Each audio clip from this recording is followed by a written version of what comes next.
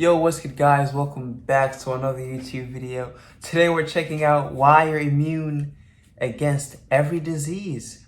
Yeah, I don't know. I don't think that's true, but I mean, we're gonna see why you're immune to every disease. Honestly, to the people who died with diseases and RIP, man. It looks like they found some sort of cure or something. Looks like this guy's kind of promising. I used to react to his videos. They're cool, really scientific. But yeah, if you're new here, don't forget to like and subscribe. And yeah, let's check out why you are immune to every disease. You're not a person. You're a planet made of roughly 40 trillion cells. There is so much of you that if your cells were human-sized, you'd be as big as 20 Mount Everests. For your creepy crawly inhabitants, this makes your body an ecosystem, rich in resources and warmth and space. A perfect place to move into and have a family. You know? While some of these guests are welcome, most are not. Your immune system is the guardian of this planet, the force tasked with protecting yourself against the constant danger of invasion. Unfortunately, your enemies in the tiny world have a huge advantage.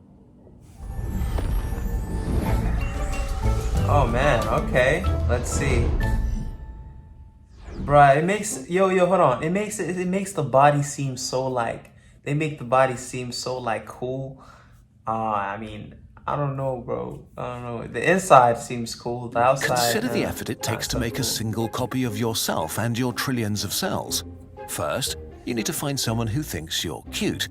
Date and be awkward, and if things work out in a complicated dance, two of your cells merge together.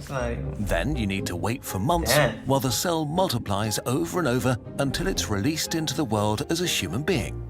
And even then, you only have a mini copy that needs years to become remotely useful. A bacterium consists of one cell. It can make a fully grown copy in about half an hour. A virus can turn into hundreds within hours and billions within days. Your enemies multiply orders of magnitude faster than you. Even worse, for a bacterium or virus, your body is a hostile ecosystem applying selective pressure. Because they go through so many generations so quickly, eventually, by pure chance, there will be an individual that mutates and adapts in just the right way to resist your defenses and then multiply quickly. Bruh, I feel like I hate these the ones that mutate. I just hate those. Like, just die. You feel me? Like, what the heck? It's like with the COVID stuff too. Like, first, there's like first variant or whatever. That one disappears. I'm like, oh damn, we're about to go back to normal. Second one, I'm like what's that little tiny thingy? And this video's title is "You Are Immune Against All of Those." So like, come on, man, I can't go outside though. Like, what's up? In other words, you're facing a sheer endless variety of different enemies, and you're too slow to keep up with their evolution. This is bad. Luckily, your immune system is just about the most amazing thing ever. The second most complex biological system known to us after the human brain, and so sophisticated that we still haven't discovered all its secrets. Since it's so complicated, we have to simplify and focus on one thing at a time. If you want the full story, wait for the announcement at the end of the video. Okay, so why are we not all killed by some new bacteria or virus? In a nutshell, you actually have two immune systems, the innate and the adaptive immune system. The innate immune system was ready when you were born. It mostly consists of general-purpose soldiers. We introduced them in the last immune video. The adaptive immune system carries two types of cells, T cells and B cells, that are your superweapons and are incredibly effective and deadly for your enemies. These cells are complicated to... Then it'd be cool if it's just like my body just had so many T cells. I'd never be sick if that's the case, if they're that good. That means I'd never get any disease, because I feel like if you're born with adaptive cells, like complete, like you don't have any innate, all of them are adaptive, you'd be so cool, because like you'd never get sick. Pretty much, I don't know. I feel like you do need the other half too, though. But these ones, I feel like if you have too much, it would probably eat produce your whole and take a body lot of too. time to deploy, but once they're ready, they pack a real punch. What That's makes your crazy, adaptive man. immune system so powerful is that it has the largest library in the universe. It has an answer to everything. You have at least one of these super weapon cells inside you to fight the Black Death, the coronavirus, and the first deadly bacteria that will emerge in a city on Mars in 100 years. This I makes just said it if possible you for you have like to a counter million of the those, ability of you're bacteria immortal, and kinda. viruses to change so rapidly. How is this possible? To understand what's going on here, we need to take one step back.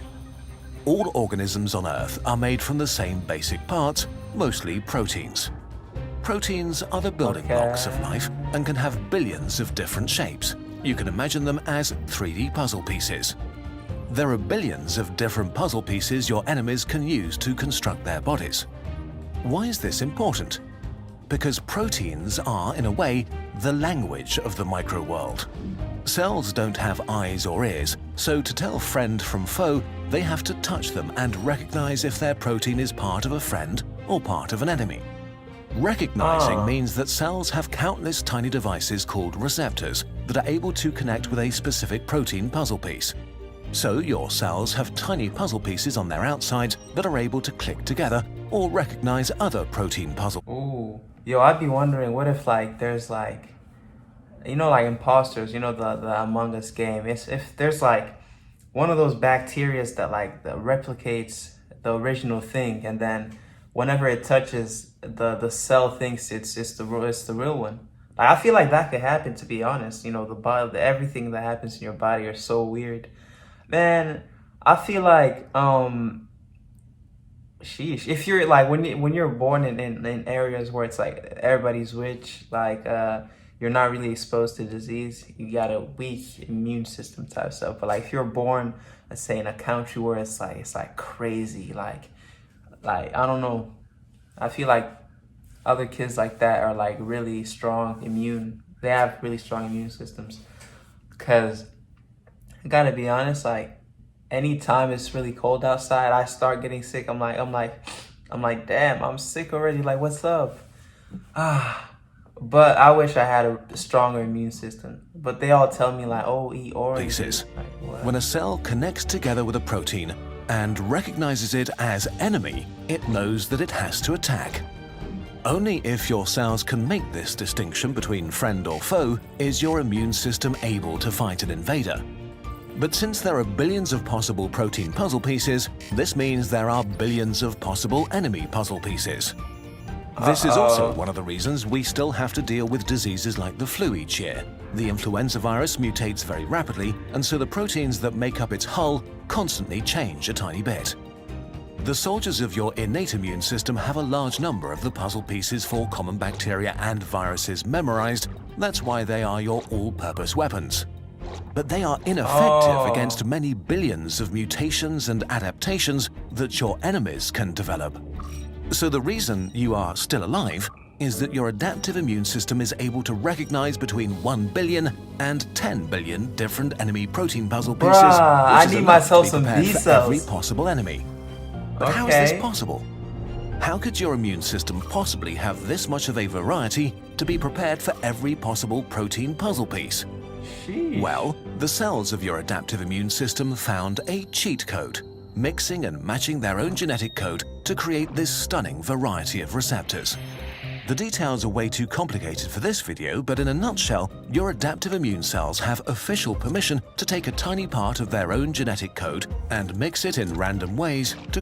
Hold on, my body is this cool. I feel like it's in creative mode type stuff, you know? Like, okay, maybe I guess this video is like, I know it's science, but like it tells you to love your body because it's that cool. That's crazy. I feel like, what do you call it? I've seen I don't know if you guys have seen the people who are like, it's like two people in one body. Like there's another head right here and there's like another person. I'll be wondering for those people, or like, do these cells like double, or is it just one body? You feel me? Like, I wonder if they be having like, what do you call them? Is conjoined twins? Yeah, do they have like double these cells? Because if it's only like one, because if they had double in like one body like this would be so cool. That means like if you have like so many T cells and so many B cells, you're sweet. You can go and get sick and you'll always be better, you feel me? Because they'll always fight it. Man, I feel like can they just make more T cells, man? Like I don't want to create billions of different receptors. A good way to explain this is by asking you to imagine an army of cooks, with each of them wanting their own special recipe. They have 100 different ingredients to choose from. Each ingredient stands for one tiny piece of genetic code in this metaphor. So each cook takes a few random ingredients and randomly mixes them together. Maybe tomato, chicken, rice and half an onion as entree, marshmallow, pepper, strawberries and a quarter banana as a dessert. Or cucumber, beef, potatoes and 2 carrots, and blueberries, chocolate and cream with a pinch of cinnamon. Even with slight variation and with only 100 ingredients, there are billions of possible recipes. And likewise, with just a small selection of gene fragments, your cells create billions of receptors. The details of this are so cool that they should get their own video, or their own chapter in a book.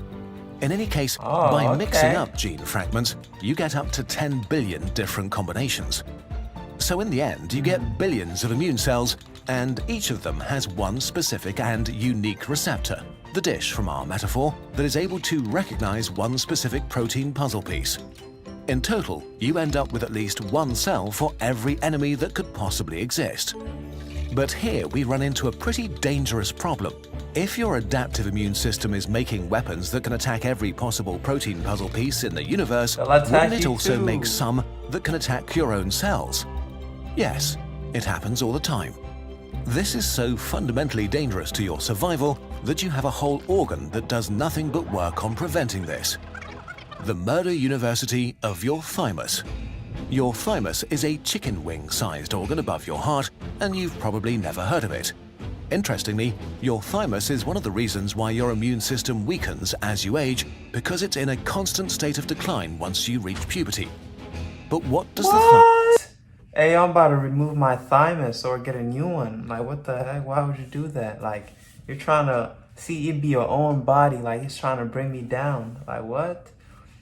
But yeah, I heard there's some people who like, it's these like other diseases you be hearing, like people like their own bodies fighting against them. You're like, that's why I guess too many T cells wouldn't be too good, because like it just kill you so quick. Because imagine they think all your like good cells are enemies and they eat them up or like devour them.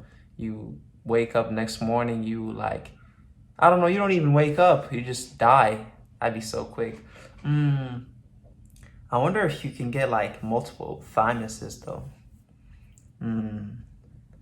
Can't they just remove those little spots? I don't know. Must do. In your murder university, your immune system is putting your adaptive immune cells through an intense and deadly curriculum. Oh no. Basically, it's showing them all sorts of protein puzzle pieces that are used by your own cells to see how they react. When a young cell recognizes a body puzzle piece and wants to attack it, the teacher cells order them to kill themselves, and they are eaten up and recycled. Kill themselves. The immune system is so particular about this process that around 98% of your adaptive immune cells that enter Murder University die there. 2% graduate and get to do their job of protecting you for real.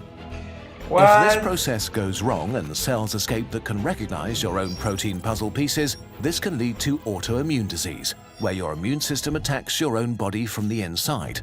And this, again, is another story for another time. Rest in peace. Okay, let's summarize. Your immune system has 2 parts, one that defends you right after birth, and one that carries the largest library of superweapons in the universe. This is what I was talking about. If you had 2 of the ones that carry the largest library, instead of the one you're born with, you're just born with 2 adaptive ones. Like, what's up with that? Like, would that be a good thing? I'm looking at it as a good thing, but because it's the stronger one, honestly. But I don't know how that would benefit you. Boot up first.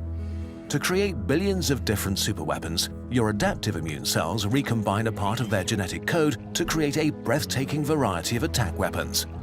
Then they enter a murder university that only 2% survive to make sure they don't attack you. Imagine And if like then you end 10% up with survive. billions of different cells that in total are able to protect you against every possible enemy in the universe. Okay. Now, wait a second. If this is all true, why do we get sick at all? Right. Why was a new disease like COVID-19 able to kill millions of people? Tell me. Well, everything we've just learned about is a tiny, tiny window into the amazing struggle for life and death that plays out every day inside your body, and there are so many amazing details and questions here. How does your body actually find the right cell in time to protect you? How do your enemies fight back and overcome your immune system anyway? And what about all the things that didn't fit in this video? Too much, too much. Well, too much. today finally marks the release of Immune, a journey into the mysterious system that keeps you alive, written by Philipp Detmer, the founder and head writer of Kurzgesagt. First, we had to push the release back because of cargo trouble, and then because so many of you pre-ordered that we didn't have enough copies for the original. I should probably get that book, man. The body is so weird, you feel me? Like, that was pretty scary. Like, because when he said, "Oh, you are immune against every disease," I was about to be like, damn, the people back then, man, like, sorry. Like, I don't think your body was developed enough to survive. But it's the same body. There's really no difference like that. It's just that you got so much chemicals now, that vaccines in your body. But yeah, that was pretty good. I love myself now a lot more. I mean, I've always loved myself. I'm just playing. Sheesh, surprised me. But yeah, if you made it this far, thank you and have a nice day.